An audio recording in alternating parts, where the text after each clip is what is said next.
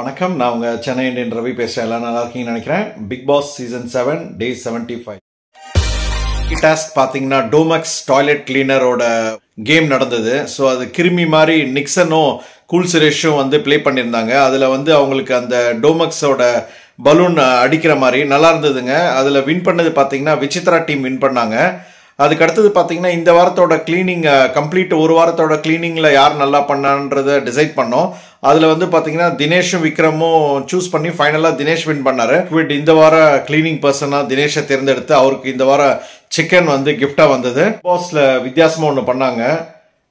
நிக்சனை வந்து கன்ஃபெஷன் ரூமில் வர வச்சு ஒரு மைக்கை கொடுத்துட்டு எதிர்ச்சி அப்படின்னு சொல்லிட்டு அதுக்கு எல்லாரும் வந்து அஞ்சலி செலுத்தினாங்க. அது என்னன்னு பார்த்தீங்கன்னா ரவீனாவோட மைக் உடஞ்சு போச்சுன்னு சொல்லிட்டு அந்த மைக்குக்கு வந்து பிக் பாஸ் வந்து ரொம்ப அனுதாபமா பேசிட்டு இருந்தாரு. ஏன்னா இந்த மைக்கை வச்சுதான் உங்களுடைய குரல்லாம் வெளியில போகுது, நீங்க பேசுறதெல்லாம் வெளியில போகுது. இது இந்த சீசன்ல தான் நடந்தது, வேற எந்த சீசன்லயுமே நான் பார்த்தது இல்ல. உங்களுக்கு பார்த்த ஞாபகம் இருக்கா? கமெண்ட் பண்ணுங்க. பிக் பாஸ் ஆரம்பிச்சு 75 டேஸ் ஆச்சு. ஸோ அதனால பிக் பாஸ்ல வந்து எல்லாருக்கும் ஸ்வீட்ஸ் வந்திருந்தது. ஸோ அதை கொண்டாடுற மாதிரி எல்லாரும் பேசிட்டு இருந்தாங்க. பிக் பாஸ்ல வந்தவங்க எல்லாருமே வந்து ரொம்ப ப்ரௌடாக எனக்கு இருக்குது இந்த ப்ரௌட் மொமெண்ட்னு சொல்லி எல்லாம் புகழ்ந்துட்டு இருந்தாங்க.